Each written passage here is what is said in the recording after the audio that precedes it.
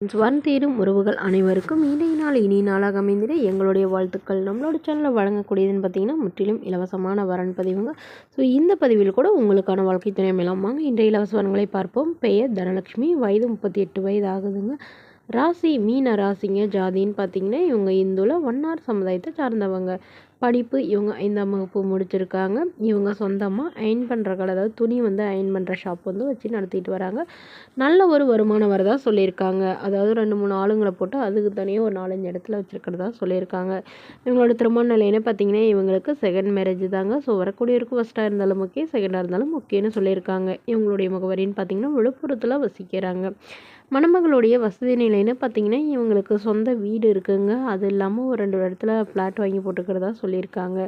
கையிருப்பாக ஒரு 3 லட்ச ரூபா வச்சுருக்கிறதாவும், ஒரு 25 சவரன் நகை சேர்த்து வச்சுருக்கிறதாவும் சொல்லியிருக்காங்க. ஸோ இவங்களுக்கு ஒரு பெண் குழந்தை இருக்குங்க. ஸோ தன்னையும் தன்னுடைய குழந்தையும் ஏற்றுக்கிட்டு நல்லபடியாக பார்த்துக்கிறவராக வேணும் அப்படின்னு கேட்டிருக்காங்க. வீட்டோட மணமகனாக வந்தாலும் ஓகே தான், இல்லை இதெல்லாம் விற்று எடுத்துகிட்டு அவரோட போகிறதுனாலும் எனக்கு சம்மதம் அப்படிங்கிற மாதிரி சொல்லியிருக்காங்க. ஆனால் என்னுடைய பொண்ணு எந்த ஒரு குறையும் இல்லாமல் நல்லபடியாக பார்த்துக்கணும். என்னோடய முதல் கணவர் கருத்து வேறுபாடுனால நாங்கள் பிரிஞ்சு விவாகரத்து பண்ணிட்டோம். ஸோ அதனால் இப்போ வரக்கூடியவர் நல்ல குணமானவர் வேணும். வரக்கூடியவருக்கும் திருமணமாய் குழந்தை இருந்தாலும் நான் ஏற்றுக்கிறேன். என்னோடய குழந்தை மாதிரி பார்த்துக்கோன்னு சொல்லியிருக்காங்க. மேலும் இந்த மணமகளை உங்களுக்கு பிடிச்சிருந்தா கீழே உள்ள வாட்ஸ்அப் நம்பரை தொடர்பு கொள்ளவும். அடுத்த வரன் பேர் பார்த்திங்கன்னா ராதிகா, வயது 35 வயது ஆகுதுங்க.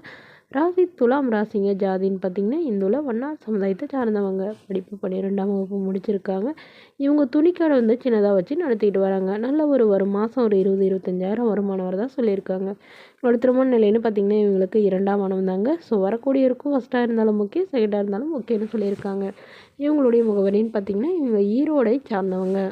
ஸோ இவங்களுக்கு ஓரளவு வசதியான இடத்துல தாங்க திருமணம் பண்ணி கொடுத்ததாகவும், பட் அவங்களுக்கும் இவங்களுக்கும் ஏற்பட்ட கருத்து வேறுபாடுனால பிரிஞ்சு அவர் வேறொரு பெண்ணை திருமணம் பண்ணிக்கிறதுனால இவங்களும் ஓகே மறுமணம் பண்ணிக்கலான்னு முடிவு பண்ணியிருக்கிறதா சொல்லியிருக்காங்க. இவங்களுக்கு குழந்தைங்களாம் எதுவும் இல்லைங்க.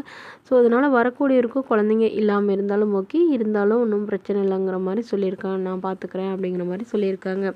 மணமகளுடைய வசதி நிலைன்னு பார்த்திங்கன்னா இவங்களுக்கு சொந்தமாக ஒரு 2-3 கடை இருக்குங்க. அது இல்லாமல் இவங்களுக்கு சொந்த ஒரு வீடு இருக்குதுன்னு சொல்லியிருக்காங்க. இவங்களுடைய அப்பா அம்மா 2 பேருமே வீட்டில் தறி போட்டு வேலை செய்கிறதா சொல்லியிருக்காங்க. ஸோ அதனால் ஓரளவு நான் வசதியானவங்க தாங்க. உங்களுக்கு உடன் பிறந்தவங்கன்னு பார்த்தீங்கன்னா ஒரு அக்கா மட்டும்தாங்க. அவங்களுக்கும் திருமணம் ஆயிடுச்சு. ஸோ இவங்களுடைய வசதி நிலைக்கு வரக்கூடிய வசதி குறைவாக இருந்தாலும் பிரச்சனை இல்லை. குறிப்பாக வீட்டோட மணமகனாக வேணும் அப்படிங்கிற மாதிரி மணமகளுடைய அப்பா கேட்டிருக்கிறதா சொல்லியிருக்காங்க. ஸோ மணமகள் வயது ஒரு 60 வயதுக்குள்ளே இருக்கணும் அப்படின்னு எதிர்பார்க்குறாங்க. ஸோ இந்த மணமகளை உங்களுக்கு பிடிச்சிருந்தா கீழே உள்ள வாட்ஸ்அப் நம்பருக்கு உங்களுடைய முழு விவரங்களையும் எங்களுக்கு சென்ட் பண்ணுங்கள். நாங்கள் இந்த மணமகள் வீட்டாருக்கு அனுப்பி வைத்து இவங்களுக்கு ஓகேங்கிற பட்சத்தில் மணமகள் வீட்டாரின் ஃபோன் நம்பர் இலவசமாக வழங்கப்படுங்க.